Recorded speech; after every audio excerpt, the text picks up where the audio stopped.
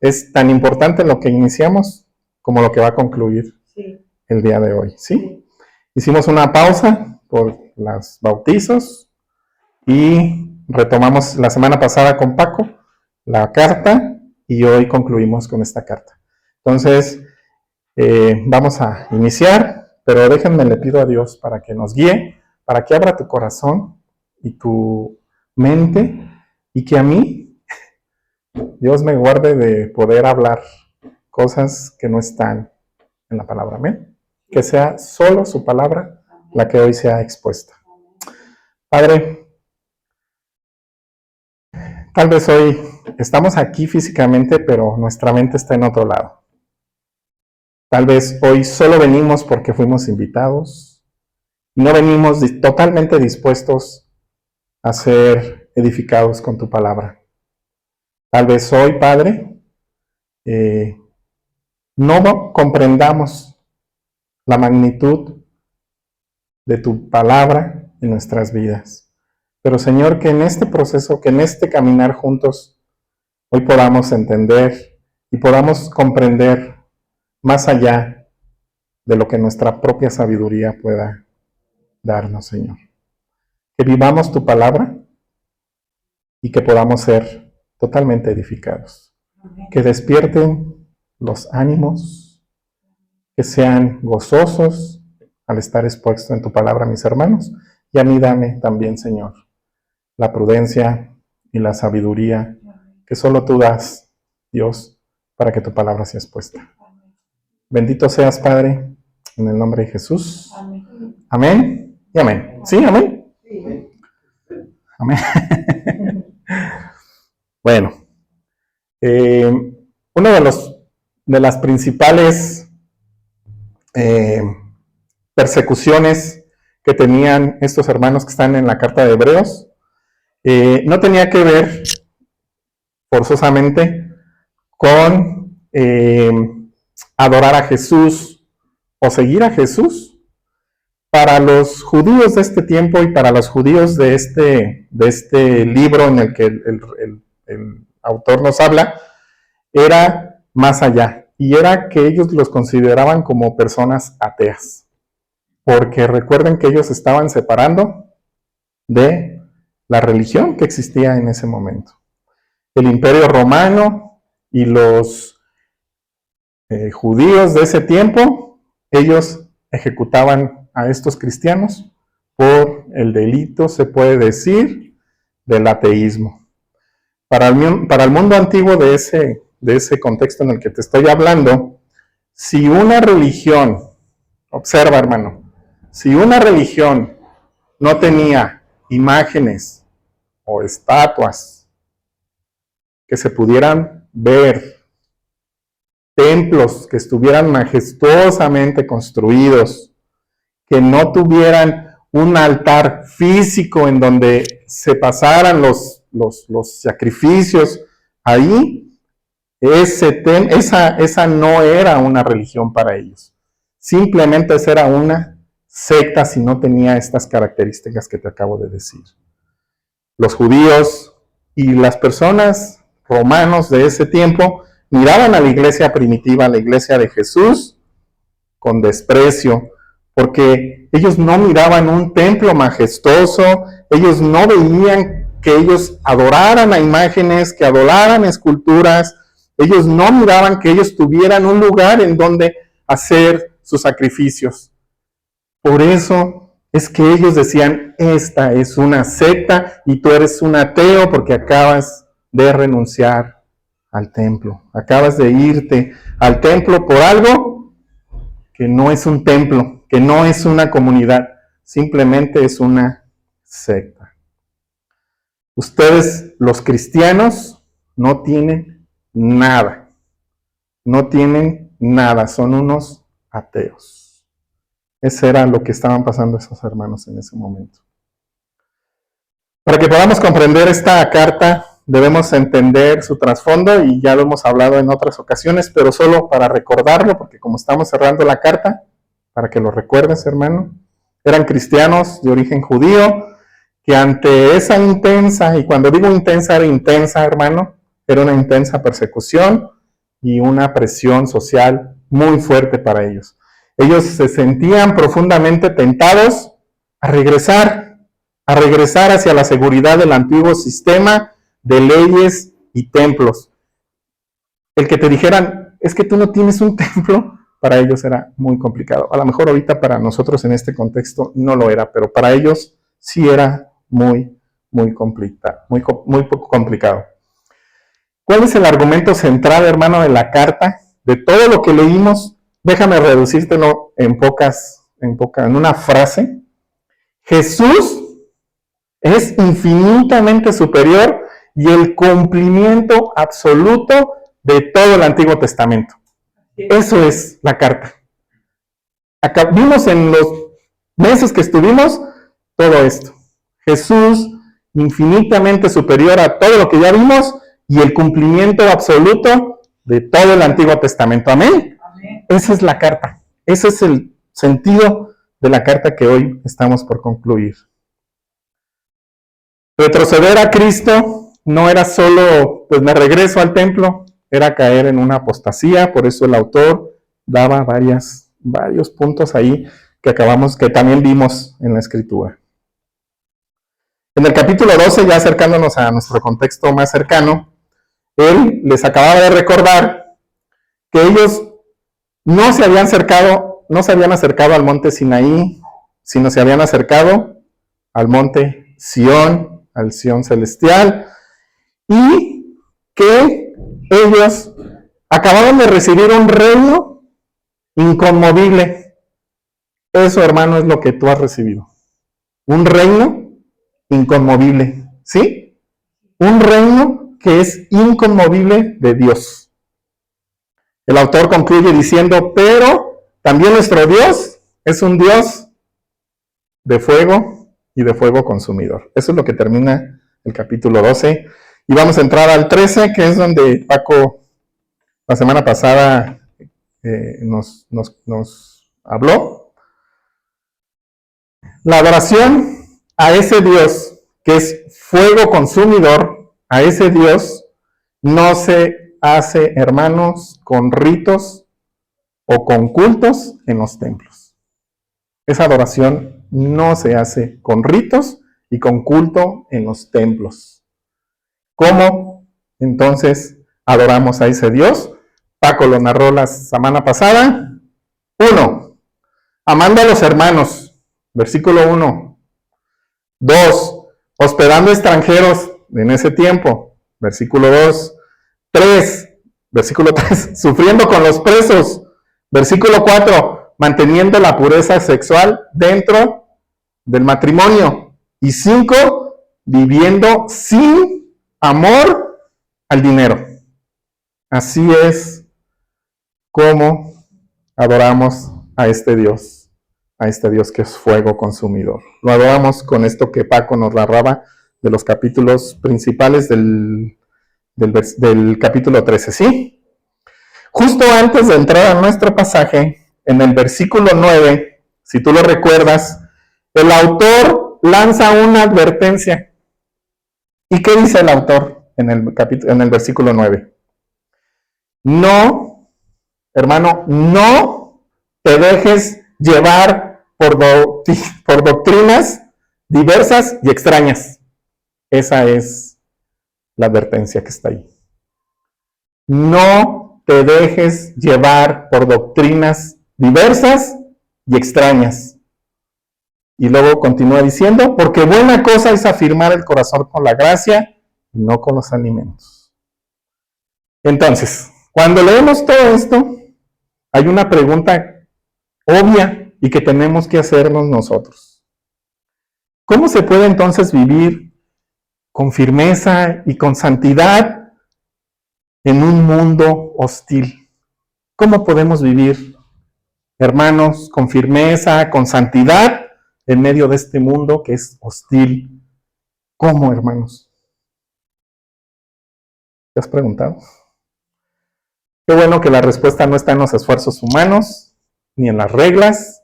La respuesta va a empezar en el versículo 10, que es en el que vamos a estar, y donde el autor nos va a abrir un poquito más el entendimiento. Para vivir la gracia, tenemos que entender, hermano, en dónde estamos parados. ¿Sabes dónde estás parado el día de hoy?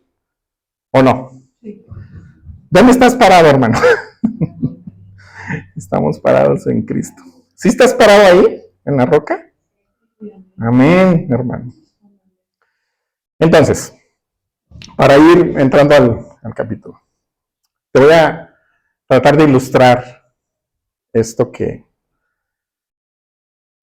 fue real para estos hermanos y que tal vez hoy, si nos ponemos en los zapatos de ellos, podamos comprender un poquito más qué es lo que estaba pasando. Las calles de Jerusalén, en ese siglo, en el primer siglo, había algo que sobresalía y era el templo de Herodes. Era algo que no podías no ver. Era algo que estaba ahí. Una maravilla hecha de mármol blanco y oro, que brillaba tanto que no podías, si el sol estaba dando, no podías verlo de frente. Porque el brillo era tanto que te hacía voltear, que te hacía regresar la mirada. Te acercabas a ese templo y escuchabas coros de levitas cantando con una música espectacular para nuestro Dios. Se asomaban por los atrios, por los pasillos, sacerdotes con túnicas de lino fino y oro bordado, caminando por ahí. Te acercabas más y empezabas a oler el incienso que se estaba quemando ahí para nuestro Dios. Era algo espectacular. Miles de personas celebrando sacrificios visibles porque la gente estaba viendo que estaban sacrificando animales ahí por diferentes circunstancias. Esta, hermanos, era una religión que se podía ver, se podía tocar, porque te podías acercar a ver y podías presumir: yo soy judío. Esto es lo que hacemos. Yo soy judío. Es una definición de poder y un estatus social alto. Entiéndanme, hermanos, era en ese siglo, ¿sí? Estábamos ahí. Eso es lo que estaban viendo ellos. Ahora, caminando un poco más hacia abajo, hacia las calles de Jerusalén, ya pasando el templo, te vas adentrando a las casas. Ustedes saben las características de las casas de ese tiempo en Jerusalén. Y entras a una de ellas, a la parte de la sala, y te das cuenta que ahí no hay oro, que no hay mármol.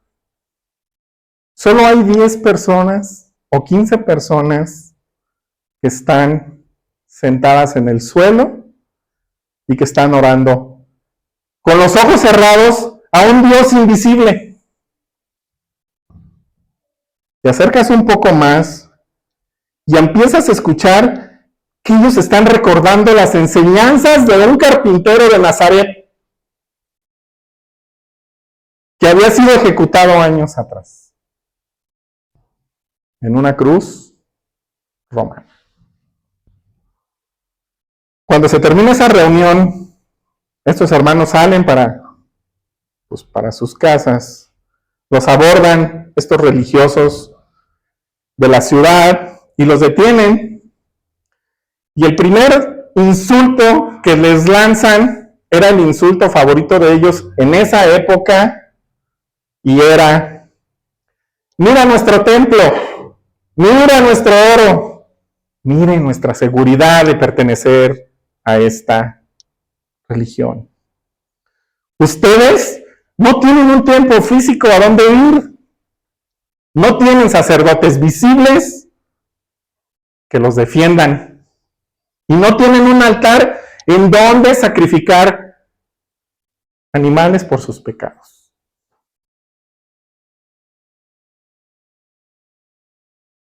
Los cristianos, para ellos, no tenían nada. Era un argumento destructivo, cotidiano y doloroso que la comunidad judía lanzaba contra nuestros primeros hermanos. No tienen nada. ¿Hoy duele esa frase? A lo mejor no tanto, pero en ese momento era difícil. Para un judío, entiendan esto, hermanos, que para un judío de ese primer siglo, el que alguien te insinuara que había sido despojado del templo, de los sacrificios, que había sido expulsado, que ya no tenía sacerdotes, era equivalente a dejar tu identidad porque ya no pertenecías a algo y que no eras parte de esa comunidad. Y aparte, para echarle más leña al fuego, ellos decían, ustedes han perdido el acceso a Dios, porque el único acceso a Dios era a través de los sacrificios. Esa presión, hermanos, hacía que muchos creyentes de verdad, sintieran una profunda vergüenza. Se sentían mal por lo que estaban escuchando y oyendo. Y muchos pues dudaron y regresaron mejor a esa comunidad de la iglesia, bueno, de la religión en ese momento. Pero, hermanos, en medio de esa crisis de identidad, el autor de la carta a los Hebreos responde con autoridad y va a decir, vamos a leer la palabra en Hebreos 13, 10, 17. Hay una crisis de identidad y el autor de Hebreos va a iniciar la lectura, bueno, esa parte de esa porción de la Biblia diciendo, tenemos un altar del cual no tienen derecho a comer los que sirven al tabernáculo. Porque los cuerpos de aquellos animales cuya sangre es llevada al santuario por los sumos sacerdotes como ofrenda por el pecado, son quemados fuera del campamento. Por lo cual, también Jesús, para santificar al pueblo mediante su propia sangre, padeció fuera de la puerta. Salgamos pues a él, fuera del campamento, llevando su oprobio. Porque no tenemos aquí una ciudad permanente, sino que buscamos la que está por venir. Por tanto, ofrezcamos continuamente mediante él un sacrificio de alabanza a Dios, es decir, el fruto de labios que confiesa su nombre, y no se olviden de hacer el bien y de la ayuda mutua. Porque de tales sacrificios Dios se agrada. Obedezcan a sus pastores y sujétense a ellos, porque ellos velan por sus almas como quien ha de dar cuentas. Permítanles que lo hagan con alegría, no quejándose, porque eso no sería provechoso para ustedes. Voy a quedar ahí. ¿Cuál es la respuesta a estos judíos que decían que los cristianos no tenían nada? Tenemos un altar. Esa era la respuesta para estos hermanos que estaban dudando. Tenemos un altar del cual no tienen derecho a comer los que sirven en el tabernáculo. Déjenme desmenuzarles un poco esto. Frente a ese insulto de que ustedes no tienen nada, el autor declara, tenemos un altar. ¿Cómo de que no tenemos nada? Y lo tenemos todo.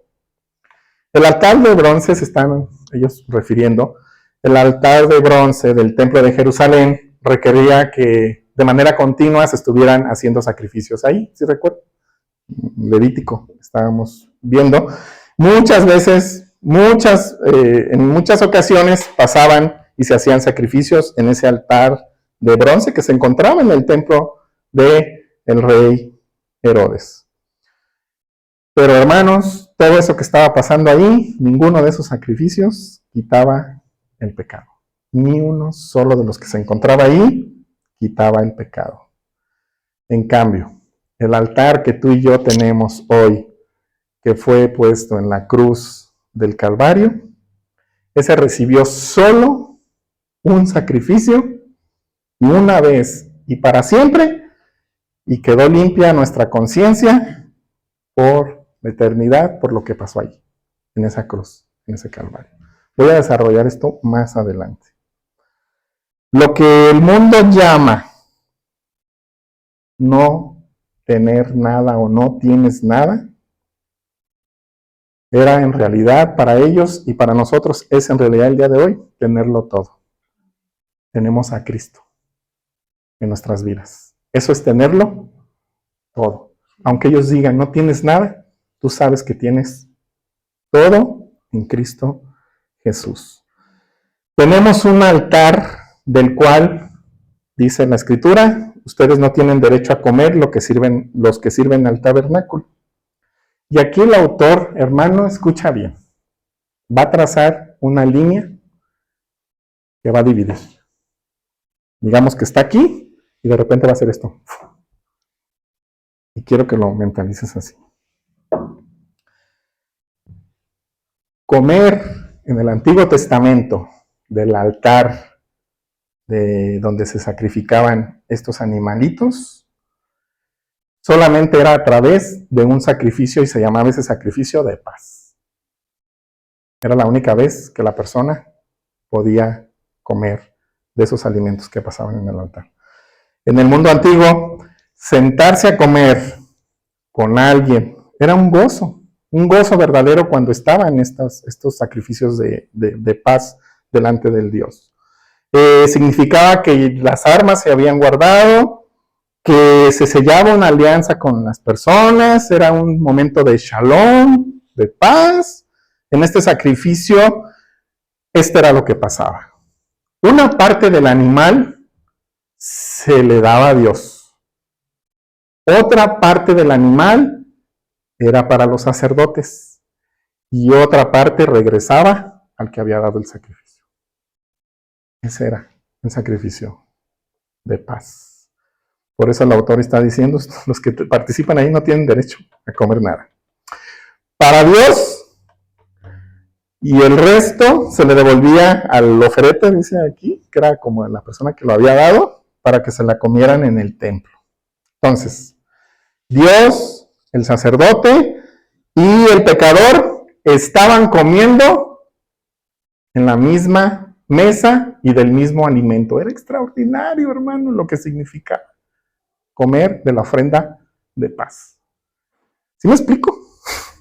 Era algo especial para ellos el tener esta tradición. Dios, le damos una parte a Dios, otra a los sacerdotes, que son los que nos bendicen, y otra parte nosotros. Entonces es como si estuviéramos a la mesa los tres, compartiendo del mismo alimento. Pero aquí está la diferencia que va a poner justo el autor. El autor les va a hacer entender y nos va a hacer entender a nosotros que los sacerdotes que estaban en ese momento en el templo físico, vestidos como ya te lo narré, de lino fino, de oro, y que estaban, pues en teoría, cerca de Dios, ellos estaban totalmente excluidos del verdadero altar. Entonces, pues imagínate, estaban ellos diciendo, ¿cómo? Pues si ellos están ahí, son los que están cerca de Dios, ¿cómo es que van a estar ellos excluidos del verdadero altar de Dios? Entonces, la verdadera paz con nuestro Dios, con el Creador, no se cocina, hermano, en los altares de piedra. Nuestra verdadera paz no se cocina en los altares de piedra ni en ningún sacrificio. No podemos mezclar nuestra gracia que Dios nos ha dado con la ley. No se puede mezclar. Nosotros, tú y yo, como cristianos, participamos de una comunión y una reconciliación eterna porque comemos, nos alimentamos por la fe. ¿Sí? ¿De qué te alimentas? Del pan de vida que es Jesucristo, exactamente. Los que insisten en salvarse por medio de ritos, por medio de méritos humanos, los que sirven al tabernáculo, pudieran entrar estas personas ahí, se quedan fuera de la mesa de la gracia. ¿Sí? Se quedan fuera. No tienen derecho a esa paz porque rechazan al único que puede reconciliarlos con el Padre. Está muy bonito todo lo que te narré, está precioso, pero han rechazado al Hijo de Dios, al único que puede reconciliarlos con el Padre. San Judío, todo lo que tú digas, ellos no te van a reconciliar con el Padre. Solo es el Hijo, que te estoy diciendo ahorita. Hermanos, hagamos hoy unas preguntas. Y quiero que en tu corazón tú respondas con la verdad. No tienes que te escuche el de al lado. Tú en tu propio corazón. ¿Te hace falta un templo físico?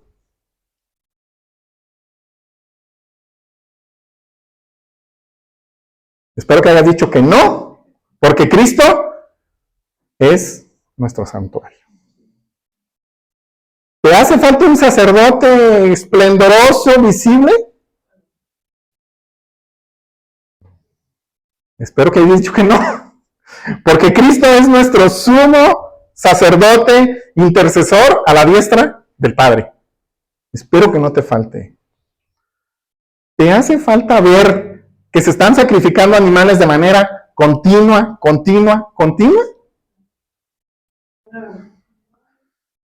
Espero que no. ¿Sabes? Mira la cruz. Ahí se pagó tu deuda y la mía. No necesitamos ni un templo físico, ni un sacerdote visible en la tierra, ni un lugar donde sacrificar de manera continua. Lo que necesitamos es mirar la cruz. ¿Amén? ¿Hasta ahí vamos bien? Tristemente o nos ha tocado vivir que este mundo en el que estamos ahorita tú y yo, esta generación en la que estamos tú y yo, funciona exactamente igual a la que te acabo de narrar. La gente te va a decir, o ya te ha dicho, o a lo mejor en los próximos años te pueda decir, ¿a poco tu iglesia no tiene imágenes? ¿Por qué ustedes no hacen procesiones a donde quieran? ¿A poco ustedes no tienen rituales? ¿Ni agua bendita? Y puede que tú digas no, y puedo que ellos te contesten y te digan, qué vacía está tu fe. Tú no tienes nada. Pero la Escritura nos da una respuesta de victoria. Y ojalá que no lo hayas leído como una respuesta de victoria. Tenemos un altar. Tenemos un altar. Nuestro altar no está hecho por manos humanas. Nuestro altar es la cruz, donde el Hijo de Dios derramó su sangre por ti y por mí. Ese es nuestro altar. ¿Es poca cosa, hermano? No es todo. Ya no necesito ritos vacíos para acercarme a Dios.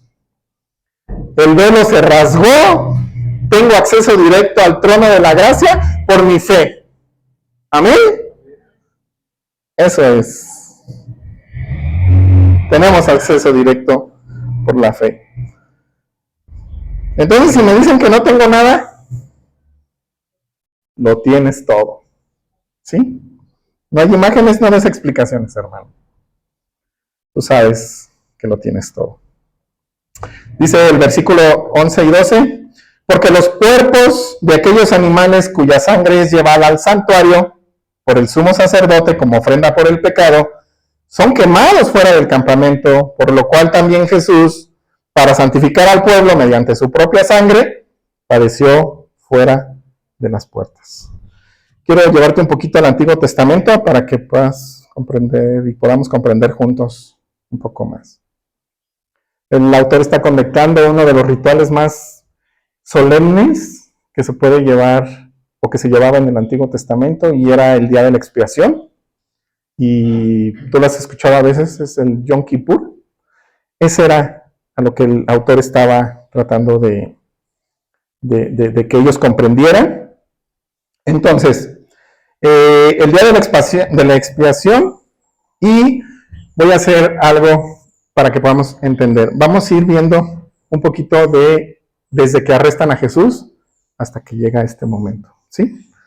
Para que puedas ver cómo se cumplió la palabra de una manera espectacular. Entonces, Levítico 16 dice que la víctima que cargaba con la culpa de la nación, estoy parafraseando, eran consideradas contaminadas por el pecado, que no podían permanecer dentro de los límites donde habitaba el pueblo, y el campamento debía de mantenerse puro. Entonces le pongo los pecados al animal, o al becerrito, lo que sea, le pongo los pecados, pero como está tan sucio, no lo puedo mantener dentro del campamento. Lo voy a sacar del campamento y lo voy a llevar al desierto. Y allá, que se vaya. O lo voy a matar o lo voy a quemar, según lo que dice la Escritura. Pero no podía permanecer dentro del campamento. Cuando ves tú la pasión de Jesús en la Escritura, eso, hermano, no fue un accidente. Eso no pasó nomás porque tenía que pasar. Fue un evento orquestado por Dios de una manera milimétrica para que pudiéramos comprender que todo el cumplimiento del Antiguo Testamento estaba en nuestro Señor Jesucristo. Entonces, mira cómo el camino de Cristo hacia la cruz te va a mostrar esto, y lo voy a tocar así de manera rápida, pero creo que tú has oído este proceso, este relato. El arresto en el Getsemaní. Jesús fue traicionado por Judas por 30 monedas. Y también en ese momento fue abandonado por todos sus discípulos. Ahí se cumplió lo que el profeta Zacarías había dicho, que en el día de la expiación, en esto que te acabo de decir, el animal sería totalmente apartado y enviado completamente solo al desierto. Fue lo que te narré.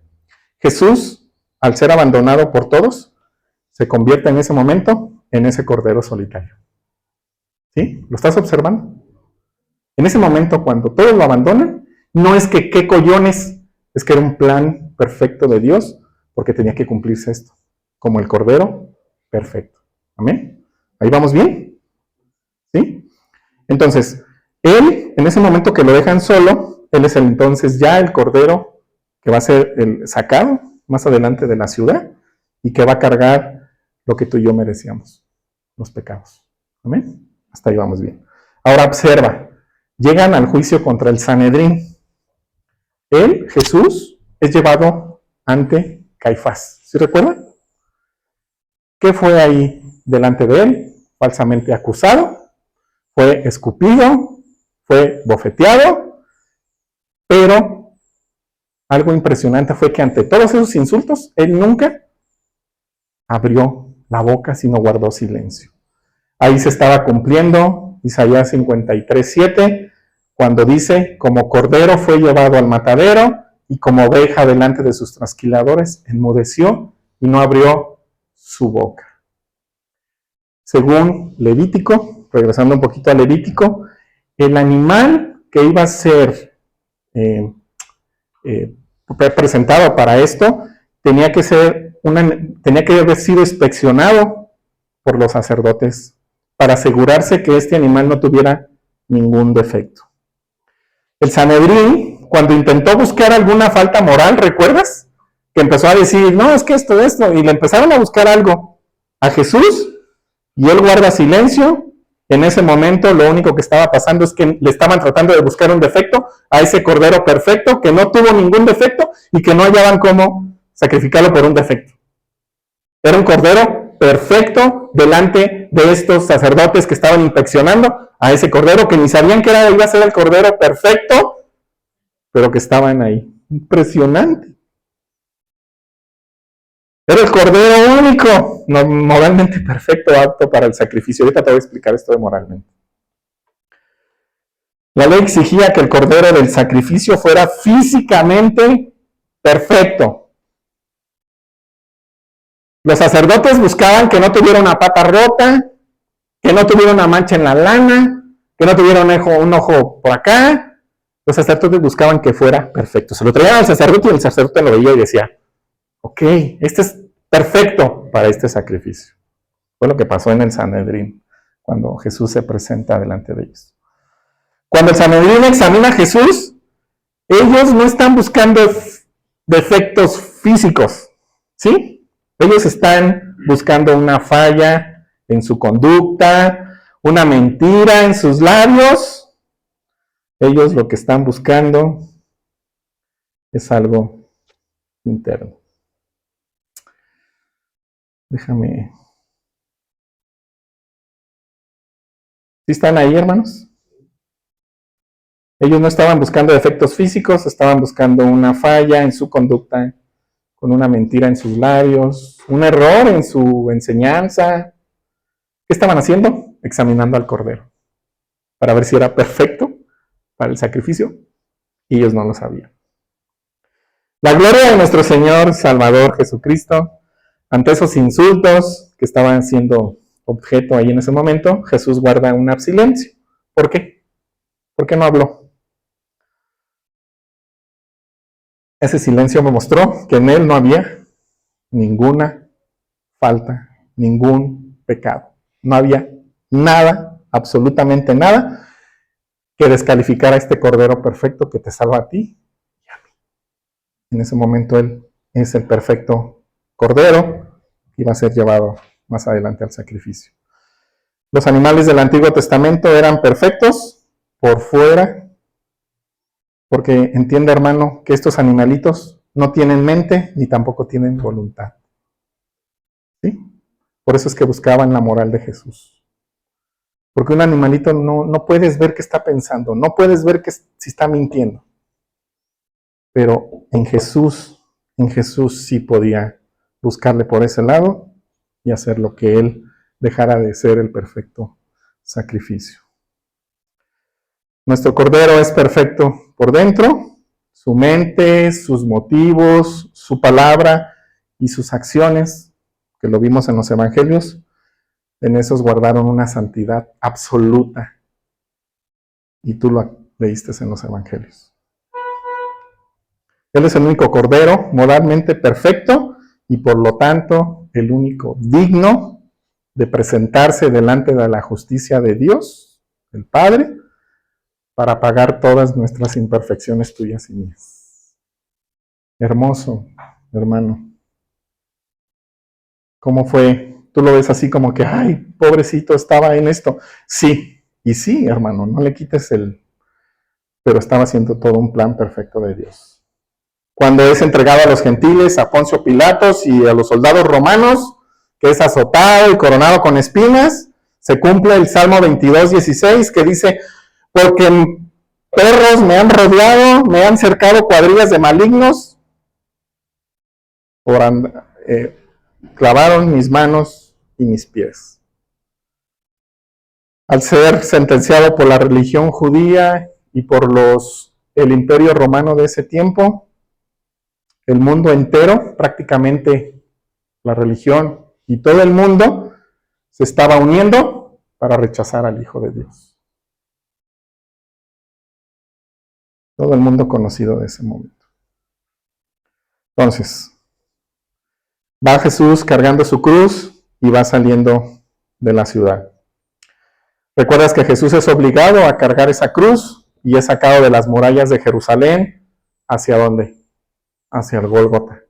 Y es llevado para allá. Esto es un cumplimiento exacto de Levítico 16:27 y dice, sacarán fuera del campamento el becerro, cuya sangre fue metida en el santuario para hacer la expiación. Eso se está cumpliendo en ese momento, pero ellos no lo sabían. Cuando los soldados romanos van golpeando y empujando y empujando y empujando a nuestro Señor Jesucristo fuera de la ciudad o fuera de las murallas de Jerusalén, la gente gritaba, insultaba y el mundo estaba pensando, los religiosos de ese momento estaban pensando, están sacando lo inmundo, la basura hacia el tiradero, hacia la basura. Está saliendo esto ¿Y cómo nos contaminó con sus enseñanzas? Va para afuera. Ellos estaban gozosos, estaban llenos porque estaban sacando a un criminal de la ciudad. Los sacerdotes estaban en su templo celebrando que habían expulsado el problema, que era Jesús, pero no sabían que cada paso que Jesús daba hacia el Gólgota, cargando la cruz, estaba cumpliendo las escrituras de nuestro Señor Jesús, de nuestro Señor Padre. Los sacerdotes se quedaron celebrando dentro del templo, pero hermano, el verdadero sacrificio, el verdadero Cordero de Dios caminaba con su sangre fuera de la ciudad. Eso era lo que estaba pasando ahí. El altar ya no iba a estar en el templo. El altar se mueve al Gólgota. Jesús murió en el desierto, en el desecho, fuera del campamento, fuera de la ciudad de Jerusalén, para que nosotros pudiéramos tener acceso al lugar santísimo. Por eso es increíble. Nuestra tendencia humana sigue siendo de esa santidad tan grande que salió de Jerusalén, que se fue al Gólgota. A veces queremos volverla a meter al templo cuando se abandonó en ese momento. Queremos encerrar la santidad de Dios dentro de las cuatro paredes de una iglesia. Eso no es posible. Eso no es posible. Cuando entras a un templo, porque crees que hay algo ahí. Hermano, no hay nada. Solo imágenes bonitas. Hemos creado nosotros, en esta generación, un evangelio bajo techo, donde la vida cristiana se reduce a lo que sucede en un ambiente controlado, en una iglesia, en algo limpio, estéril, se puede decir, dentro de nuestras reuniones dominicales. Nos encanta cantar de Jesús, mientras estamos rodeados por hermanos que cantan lo mismo, que piensan como nosotros y que nos aplauden. Nos sentimos seguros dentro del campamento de la actividad de nuestra iglesia. Pero hermano, hoy es un recordatorio para nosotros, porque Él, Jesús, fue crucificado a la vista de un mundo hostil, burlón y un mundo pecador. Reflejar a Cristo allá afuera en los lugares donde la cultura nos rechaza o nos menosprecia, eso es, hermano, una fe genuina. El verdadero Cordero de Dios estaba caminando en sangre, cargando una cruz hacia el basurero de la ciudad para que tú y yo fuéramos santificados. Dice el 13:14, salgamos pues a él fuera del campamento llevando su oprobio, porque no tenemos aquí una ciudad permanente, sino que buscamos la que está por venir. Aquí hay un mandamiento y dice, salgamos pues a él. ¿Estás dispuesto, hermano? Salgamos pues a él fuera del campamento. Hay una palabra clave también que es oprobio, que es una deshonra pública, es lo que se quiere significar, que hay una deshonra pública, insulto, vergüenza o la pérdida de reputación de las personas. Salir del campamento del judaísmo iba a ser significativo para ellos porque iban a ser rechazados por sus familias, expulsados de los templos y iban a considerarse personas traidoras. El autor les va a quitar el miedo de esto que estaban ellos viviendo y les va a recordar que tienen una ciudadanía y esa ciudadanía no está aquí, es una ciudadanía celestial. Es la Jerusalén celestial, iba a pasar de darles una esperanza. No tengan miedo, esto, estamos de paso, tenemos una Jerusalén celestial. Nuestra verdadera patria es celestial. ¿Recuerdas a Moisés? Después del sacrificio del becerro de oro. ¿Recuerdan? ¿Qué hizo Moisés? ¿Se quedó dentro del campamento aplaudiéndoles porque habían hecho esa idolatría? No se quedó adentro. ¿Qué hizo?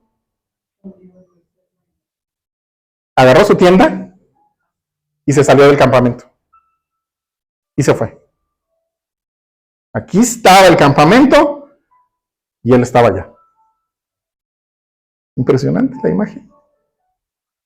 ¿Dónde había reunión de Dios? En la tienda de Moisés, que estaba fuera del campamento. Se fue lejos del campamento. ¿Qué creen? Que ese campamento ya se había quedado vacío.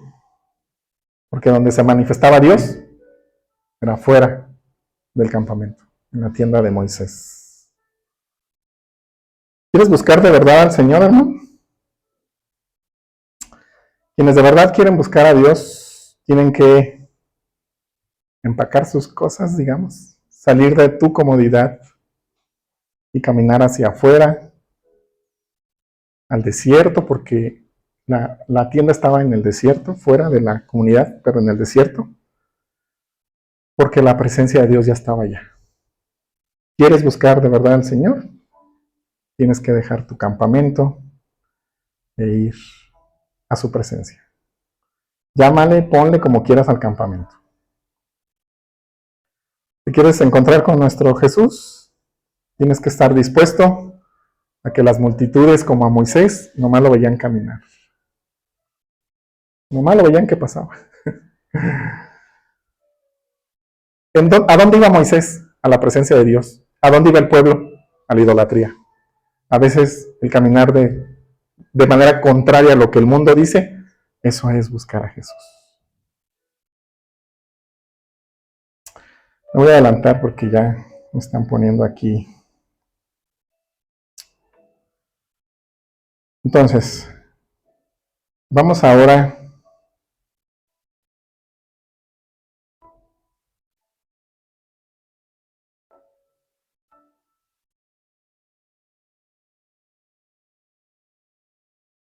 ¿qué te va a costar, hermano, seguir a Jesús? ¿Qué es lo que te va a costar? ¿Qué te va a costar dejar? Cuando tú decides que en tu negocio no se va a robar, eso es caminar con Jesús. Cuando tú decides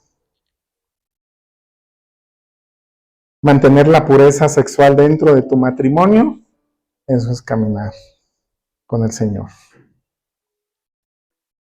Cuando tú decides afrontar a esas personas que van contra el diseño de Dios, por la familia, entre esta cultura que se burla de esos valores, en ese momento tú estás llevando el oprobio de Jesús. Estás siendo parte de ese oprobio que Él llevó a la cruz. No podemos caminar con un pie en el mundo o en el campamento y con otro buscando o estando en Jesús. No se puede. Jesús no está dentro de un sistema de religioso y eso ya lo sabes. Dejemos de mendigar, perdón por la palabra, dejemos de mendigar la aceptación de la sociedad, de esta sociedad que rechaza a nuestro Señor. Deja de querer ser aceptado en una sociedad que rechaza a nuestro Dios. No busques la aceptación. Tienes que romper el molde de la religión que te enseñaron y salir al encuentro de tu Salvador. Te va a costar críticas y lo que sea, pero al final vale la pena.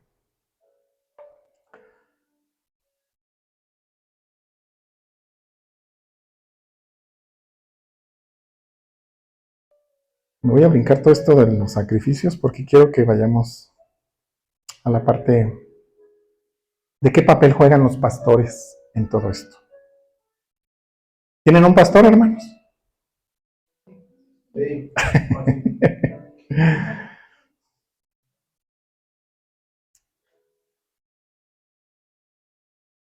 tienen un pastor.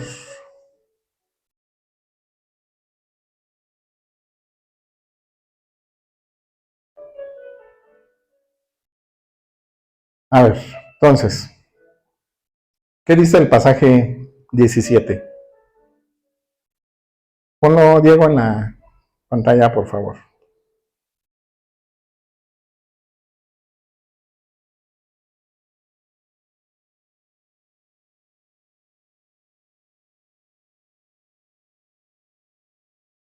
¿Listo? 13:17. Hebreos.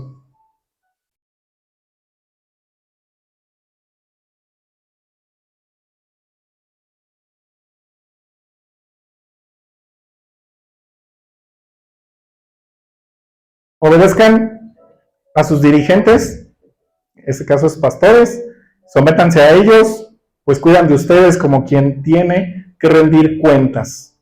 Obedezcanlos a fin de que ellos cumplan su tarea, con alegría y sin queja, pues el quejarse no les trae ningún provecho. Eso es lo que dice el Evangelio.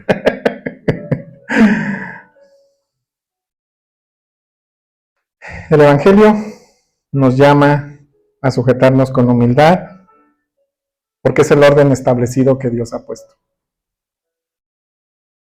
Dios establece en la iglesia local a un pastor, quienes ellos tienen la responsabilidad delante de Dios de rendir cuentas por ti y por mí. Imagínense el peso tan grande que es ese. ¿Sabías, hermano?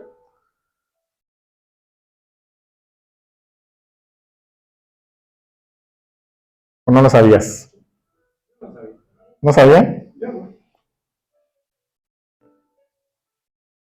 ¿Sabes cómo adoramos a Dios? Adoramos a Dios cuando decides someter tu orgullo y caminas en el orden de la iglesia bajo el cuidado pastoral, bajo el cuidado espiritual de los pastores. En lugar de que vivas como un cristiano que no necesitas consejo, que no necesitas rendir tu orgullo. Dejemos la arrogancia de esta cultura actual que dice: nadie tiene derecho a decirme cómo debo de vivir. ¿Sabes? Cuando tú sales del campamento, lo que vas a encontrar es el desierto, hablando de lo que te narré. El desierto es peligroso. En el desierto hay muchos peligros. Por eso Dios ha puesto pastores en las iglesias para velar por tu alma. Increíble. Tú estás en peligro todos los días, pero Dios ha puesto un pastor en tu iglesia para velar por tu alma. No camines solo. Rinde tu orgullo y camina en el orden y permite que el liderazgo haga su labor con alegría para ti y para mí. ¿Amén? No permitan que el orgullo de a mí nadie me dice nada nos domine. Hoy camina en rendición de cuentas. Deja de vivir una fe aislada, hermano. Si estás pasando por una crisis familiar, por un pecado que no has confesado, o si estás pasando por una batalla espiritual, no te escondas en tu tienda de campaña. No te escondas. Acércate a tu pastor o a tu líder espiritual y rinde tu orgullo. Pide un consejo, sométete a la orden de Dios, de este diseño, para proteger tu alma en medio del desierto que está bien difícil allá afuera. Si guardas silencio, no es bueno para nuestras almas. La religión nos dice que debemos esforzarnos para que Dios nos acepte, pero la gracia nos asegura que ya somos aceptados por la obra perfecta de Jesús. No vas a salir al mundo a ganar el amor del Padre, sino salimos al mundo a reflejar el amor que Él ya te ha dado en la cruz. ¿Sí o no? Suelta hoy mismo el peso de tus apariencias, del qué dirán, si me ven entrar a la casa, aquí. Suelta hoy mismo el peso de tener que aparentar. Deja atrás la fachada de niño malo o de niña mala y camina con el corazón libre, confiando en que Él ya dio la victoria en esa cruz. Me faltó tiempo para desmenuzar más. Cuando yo estaba estudiando este pasaje, dije, wow, cómo toda la Biblia está perfectamente hilada y cumplida. ¿Sabes? ¿Sabes que yo crecí? ¿En qué crecí estudiando esto? Mi fe creció en que su palabra es viva y es verdad y se cumple. ¿Cómo la cumplió el Señor Jesús? Incluso hasta delante del Sanedrín, porque tenía que ser inspeccionado como el verdadero Cordero. ¿Cómo fue empujado al Gólgota? Y todos cuando vimos la pasión de Cristo con Mel Gibson decíamos, ay, que estaba cumpliéndose, que tenía que salir con los pecados. Cuando Él va a la cruz y muere, en ese momento es el sacrificio perfecto del Cordero perfecto para la salvación del mundo. A Él confiamos. A Él queremos que nuestros hijos se acerquen, nuestras familias se acerquen, nuestros seres queridos se acerquen. Queremos que ellos comprendan que no hay otro sacrificio, que no hay un lugar más que es estar a sus pies. Ya me salió comercial ahí. De verdad, hermano, no busques a Jesús en lugares, en rituales, en tus esfuerzos. Él ya te dio la vida y nos dio una vida eterna. Tenemos una Jerusalén celestial. Vivimos para la gloria de nuestro Señor Jesús. Gracias, Padre, por este tiempo. Gracias, amado Señor, por tu palabra. Permítenos, Señor, tener un tiempo en el que podamos ser confrontados con nosotros mismos.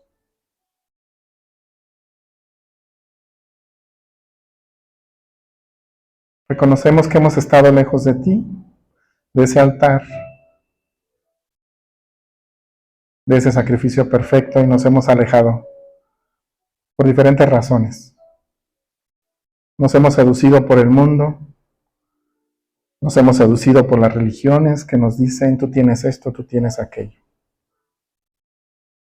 En Cristo lo tenemos todo. No se necesita,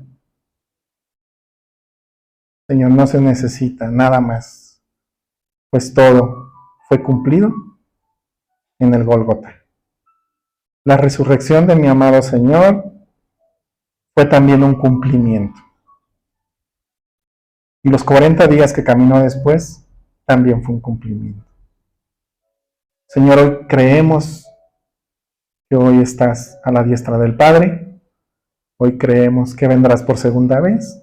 Hoy creemos que este mundo en el que estamos no es, Señor, nuestro lugar. Tenemos un lugar eterno en la Jerusalén celestial.